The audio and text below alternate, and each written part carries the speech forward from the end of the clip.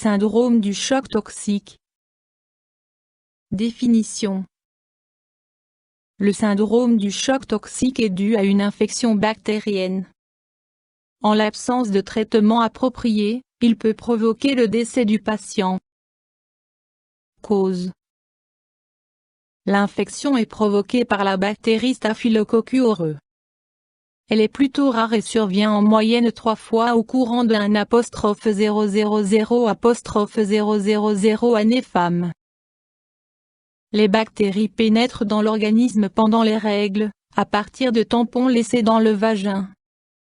Si le tampon reste trop longtemps dans le vagin, les bactéries pénètrent dans l'organisme en traversant la muqueuse vaginale. Un diaphragme vaginal peut également être le point de départ des bactéries. Avec les applicateurs utilisés aujourd'hui, le risque d'infection est moindre. Les plaies peuvent aussi servir de porte d'entrée aux bactéries.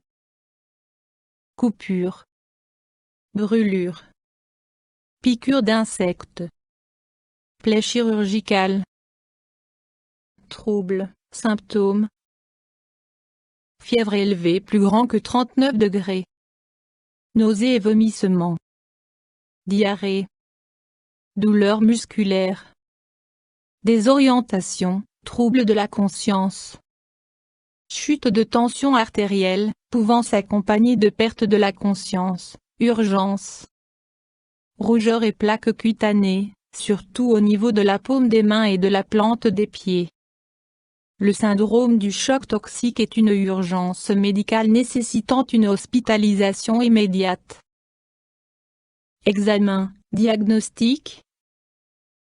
Anamnèse avec prise en compte des symptômes du patient, en particulier questionnement sur l'utilisation de tampons durant les règles, sur l'utilisation d'un diaphragme et sur des antécédents de traumatisme. Éventuellement identification des bactéries par frottis. Options thérapeutiques. La mise en place du traitement nécessite l'hospitalisation du patient. Médicaments. Antibiotiques. Médicaments, administrés par voie parentérale pour stabiliser la circulation sanguine. Traitement local, application de pommade. Complications possibles. Comme tout autre état de choc, le syndrome du choc toxique peut entraîner le décès du patient.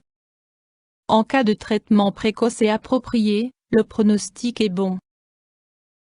Mesures préventives. Utiliser un applicateur pour la mise en place des tampons, les changer fréquemment, si possible, utiliser des bandes hygiéniques durant la nuit. Utiliser des tampons peu absorbants. Faire attention à l'hygiène des mains. YouTube Dr Alabé.